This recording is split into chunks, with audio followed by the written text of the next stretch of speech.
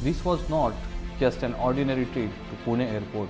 A few weeks before I made this journey, something happened here that put this airport and Indian aviation right in the national spotlight. To the Indian Air Force fighter that had faced hard landing at the Pune Air Base, and however it led to a temporary shutdown of the runway. Now, I have covered this airport quite a few times on this channel, but this time the question on my mind was, how has the airport bounced back? What does the atmosphere feel like after an incident like that? Is everything back to normal? That's what we are finding out tonight, and a journey that had a few surprises I did not see coming.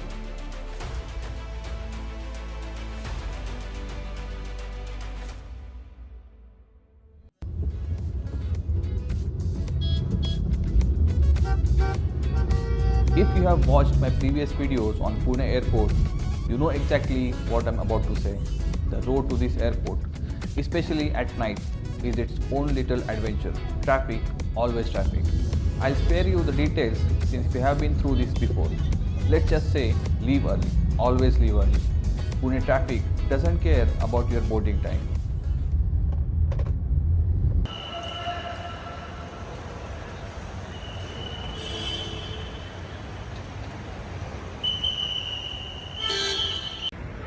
So right now I'm at Pune International Airport. I'm about to start my journey, and this is going to be a bit different because of the recent incident that had happened at Pune Airport.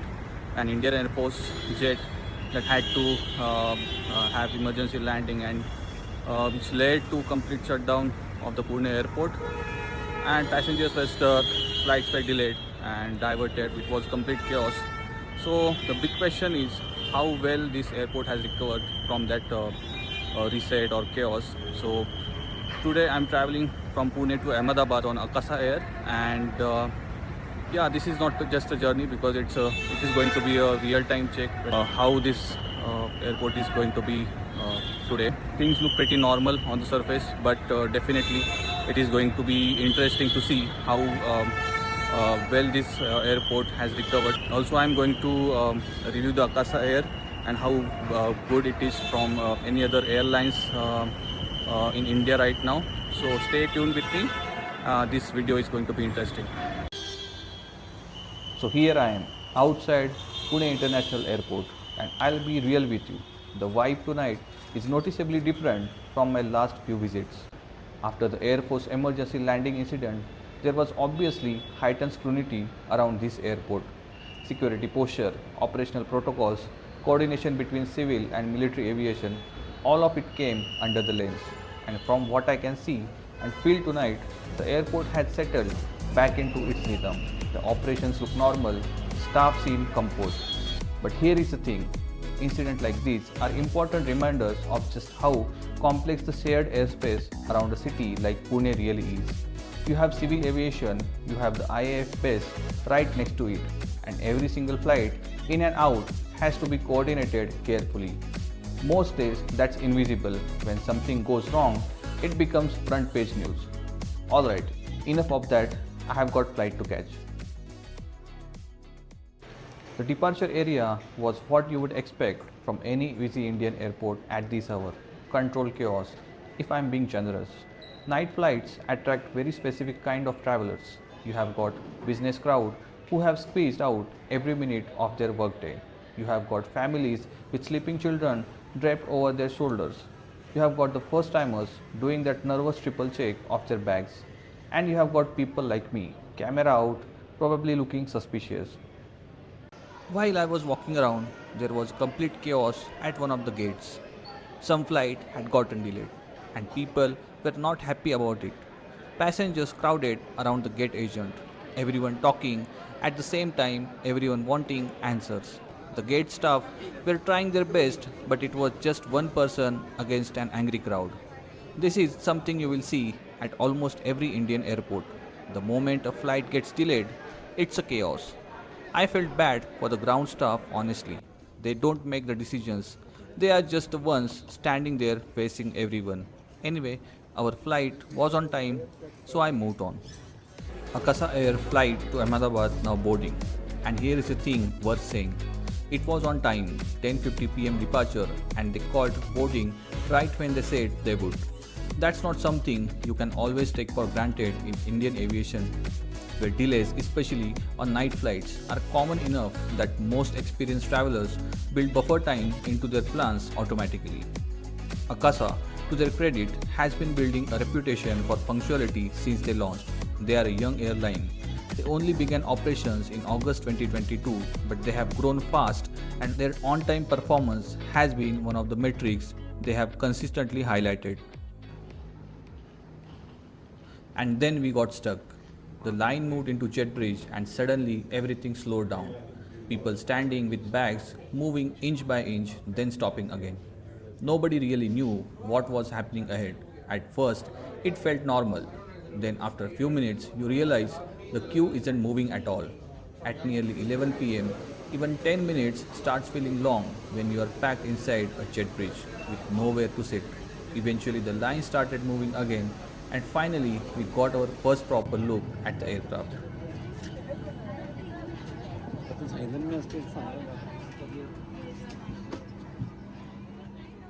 Before we jump onto our seats, let's talk about this aircraft because the 737 MAX has story that every flyer should know. The 737 MAX is Boeing's latest generation of 737 family, a lineage that goes all the way back into 1968. The MAX came with new, more fuel-efficient CFM LEAP engines.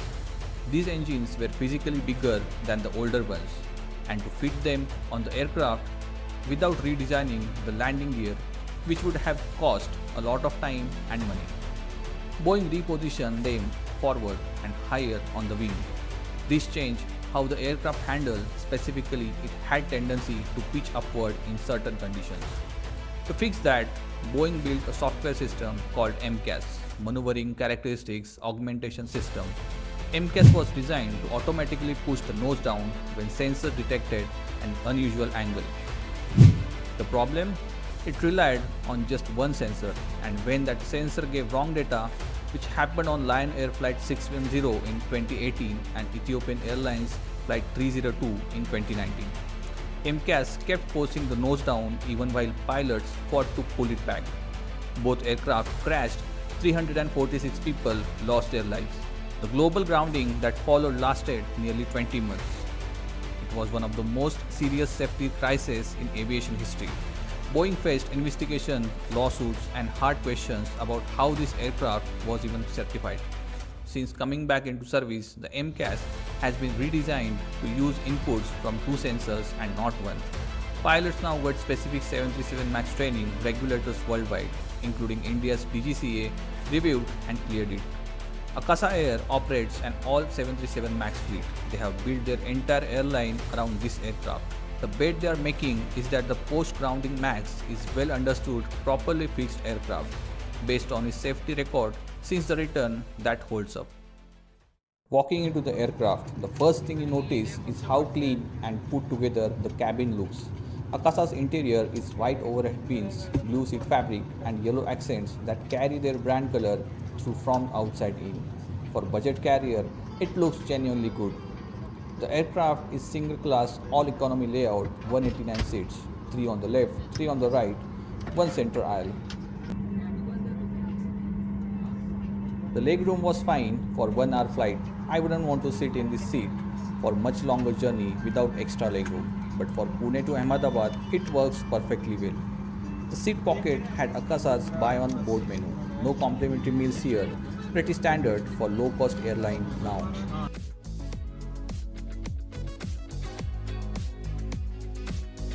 Pune's apron was busy across multiple bays, multiple airlines, multiple departures happening in parallel.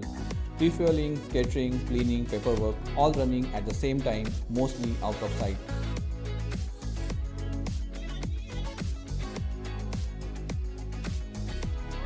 Our pushback was about to happen, but before we got to that, something was going on inside this cabin that I want to address.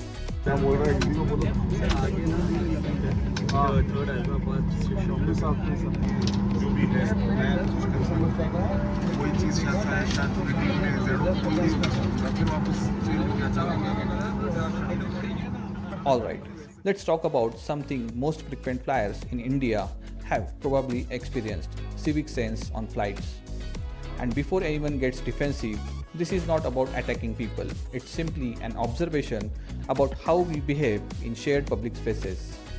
Within the first few minutes after boarding, someone nearby started watching videos on full speaker volume, no headphones at 11 pm.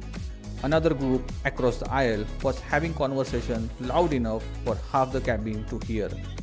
And during the safety demonstration, some passengers casually ignored or talked over the crew completely.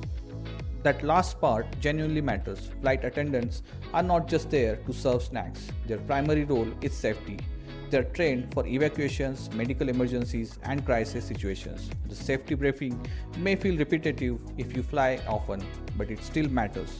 Basic flight etiquettes isn't difficult. Use headphones, keep conversations at reasonable volume, respect the crew when they are speaking. That's it. India's aviation industry is growing rapidly. The culture around how we travel should grow with it too. Right around then, the engines started to spool up. आदि का उपयोग और charging वर्जित है। सभी शौचालयों में धूम्र अनुसंधान यंत्र लगे हैं। उड़ान के दौरान सीट बेल्ट साइंस बंद होने के बाद मोबाइल फोन्स और अन्य इलेक्ट्रॉनिक उपकरणों का उपयोग फ्लाइट मोड पर किया जा सकता है। The pushback started. Engines pulled up, and that sound, the CFM LEAP engines on the 737 MAX, are actually noticeably quieter than older Boeing aircrafts. But trust me, sitting inside, you still feel every bit of that power building up. And then we started moving towards the runway. Throttle up, and we were off.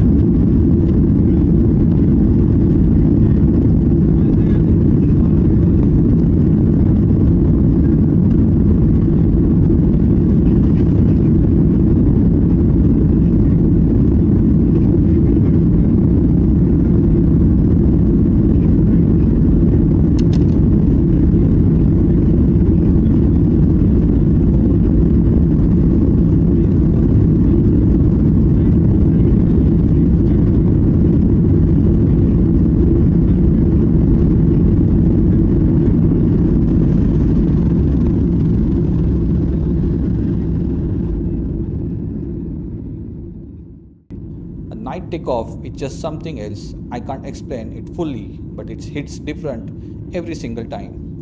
Within seconds, the city it just lights below you. The roads, the buildings, everything just tiny glowing dots. All that noise and chaos down there completely gone from up here.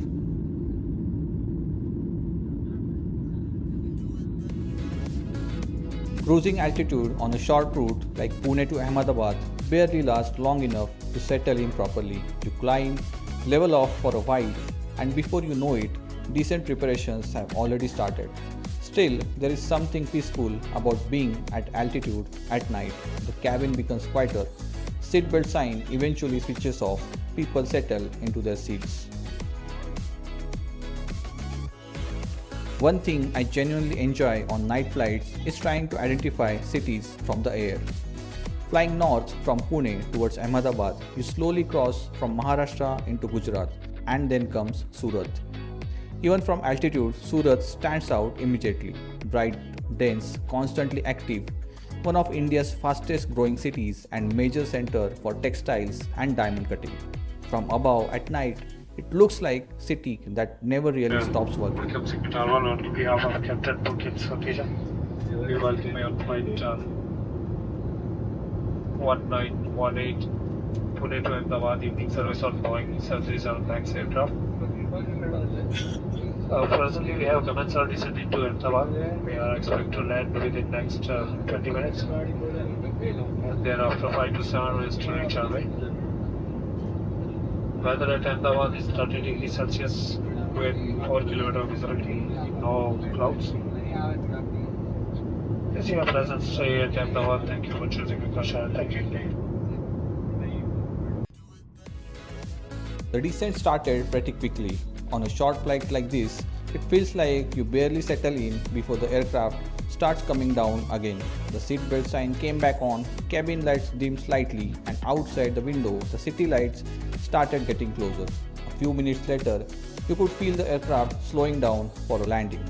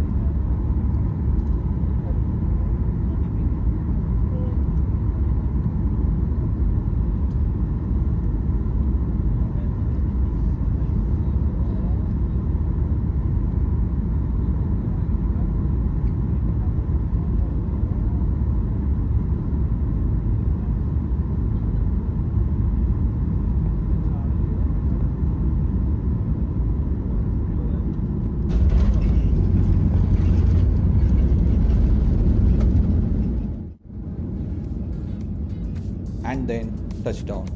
Pretty firm too. But on the 737 MAX, that's completely normal. These aircraft are usually landed a bit more firmly instead of trying to make the landing super smooth and floating too far down the runway. Reverse thrust kicked in, the brakes came out hard, and within a few seconds we were slowing down and turning off the runway. Ahmedabad के सरदार वल्लभभाई पटेल अंतर्राष्ट्रीय हवाई अड्डे के terminal 1 में आपका स्वागत है। हमें यह सूचित करते हुए प्रसन्नता है कि हम निर्धारित समय से पहले पहुंच रहे हैं। बाहर का तापमान 30 डिग्री सेल्सियस है। कुर्सी के पीछे बांधने का संकेत रहने तक कृपया अपने स्थान पर बैठे रहिए। अब आप मोबाइल फोन्स का इस्तेमाल कर सकते हैं। सामान को सावधानी से खोलें और विमान से उतरते समय अपना सारा सामान साथ लें।